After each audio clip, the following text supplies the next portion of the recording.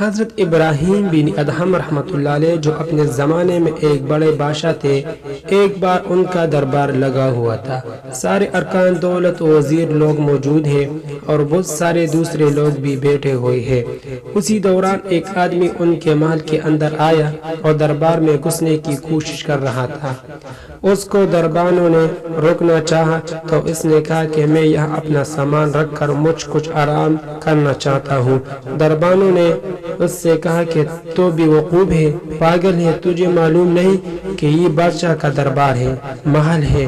اس نے کہا کہ دربار ہے، میں تو سمجھتا ہوں کہ یہ سرائے ہے، مسافر خانہ ہے، اس لیے میں کچھ دیر یہاں رکنا اور آرام کرنا چاہتا ہوں۔ یہ حجت و بحث ہو رہی تھی کہ بادشاہ کی نظر اس پر پڑ گئی۔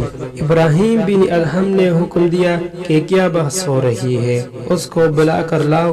اب اس آدمی کو پکڑ کر بادشاہ کے سامنے پیش کیا گیا اور بتایا گیا کہ یہ آدمی محل میں آرام کرنا چاہتا ہے اور کہتا ہے کہ یہ سرائے مسافر خانہ ہے۔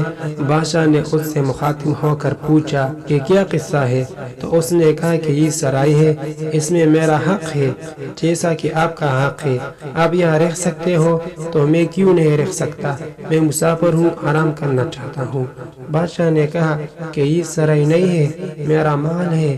اس نے بادشاہ سے پوچھا کہ آپ سے پہلے یہاں کون تھا؟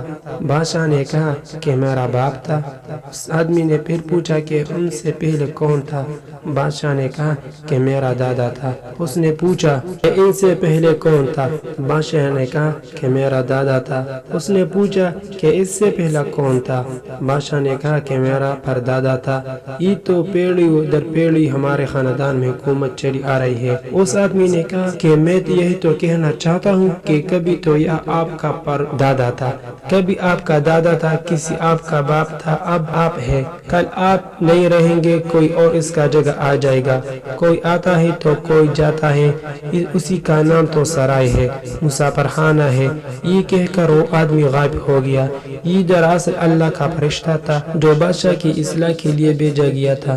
اب بادشاہ پریشان ہو گیا، اس کی باتوں پر غور کرنے لگا کہ واقعی یہ دنیا ہے، مجھ سے بھی چھوٹ جائے گی جیسے میرے باپ سے چھوٹ گئی، جیسے میرے دادا سے چھوٹ گئی۔ سب چھوڑ کر چلے گئے، کیسے کیسے بادشاہ آئے مگر سب چھوڑ کر چلے گئے۔ ایسے ہی ایک دن میں بھی چھوڑ کر چلا جاؤں گا۔ اب جو رات ہوئی تو یہ باتیں سوچ سوچ کر بادشاہ کو نیند نہیں آئی۔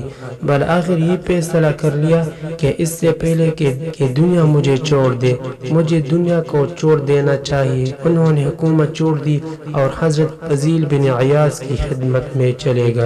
نے ابھی تک ہمارے چینل طلحہ کلک کو سبسکرائب نہیں کیا تو برائے مہربانی چینل کو سبسکرائب کریں، لائک کریں اور شیئر کریں۔ شکریہ۔